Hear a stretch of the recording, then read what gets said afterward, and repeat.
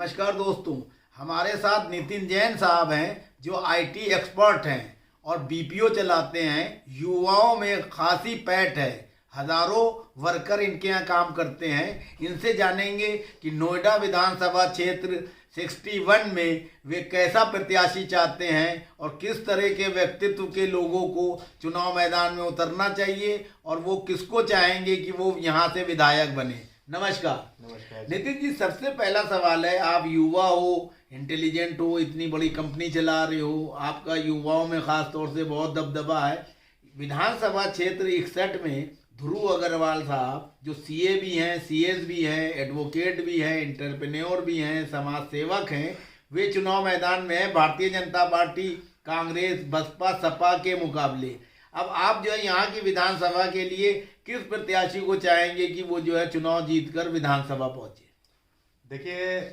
सबसे पहले तो मैं ध्रुव अग्रवाल जी को काफ़ी लंबे समय से जानता हूँ और सबसे ज़्यादा खुशी की बात ये है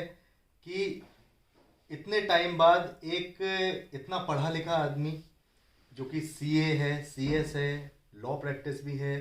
सब कुछ है, वो चुनाव में खड़े हो रहे हैं। तो मैं इन्हें सबसे पहले तो तहे दिल से बधाई देना चाहता हूँ और इसके बाद मैं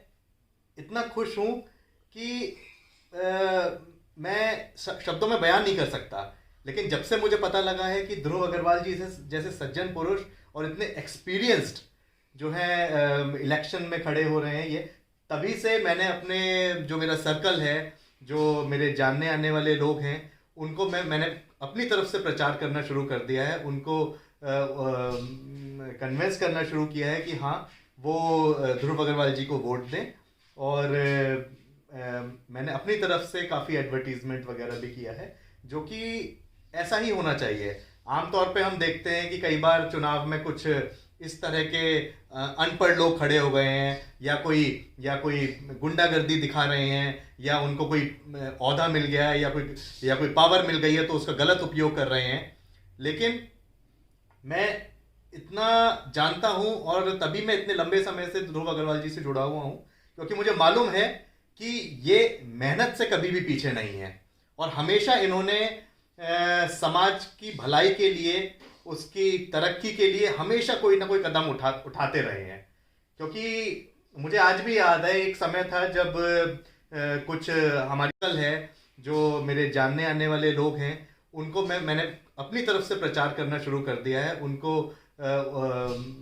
कन्विंस करना शुरू किया है कि हाँ, वो ध्रुव अग्रवाल जी को वोट दें। और मैंने अपनी तरफ से काफ़ी एडवर्टीजमेंट वगैरह भी किया है, जो कि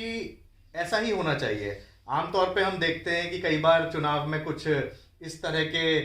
अनपढ़ लोग खड़े हो गए हैं या कोई गुंडागर्दी दिखा रहे हैं या उनको कोई ओहदा मिल गया है या कोई पावर मिल गई है तो उसका गलत उपयोग कर रहे हैं। लेकिन मैं इतना जानता हूं और तभी मैं इतने लंबे समय से ध्रुव अग्रवाल जी से जुड़ा हुआ हूं क्योंकि मुझे मालूम है कि ये मेहनत से कभी भी पीछे नहीं है और हमेशा इन्होंने समाज की भलाई के लिए, उसकी तरक्की के लिए हमेशा कोई ना कोई कदम उठाते रहे हैं। क्योंकि मुझे आज भी याद है, एक समय था जब कुछ हमारी सोसाइटी में कुछ दिक्कत आ गई थी, इनका कोई फायदा भी नहीं था, 1% भी फायदा नहीं था। फिर भी जब मेरे एक बार कहने पे ये सामने से आए और उन्होंने इतना अच्छा कंट्रीब्यूशन अपना दिया कि जो प्रॉब्लम थी, जो सोसाइटी की दिक्कत थी, वो तुरंत हफ्ते भर के अंदर अंदर ही सॉल्व हो गई थी इनकी बदौलत। तो इसलिए मुझे मालूम है कि जब बिना किसी अपने फायदे के ये एकदम से कहीं भी पहुंच जाते हैं, अगर समाज की या किसी की भलाई हो रही हो, तो ऑब्वियसली जब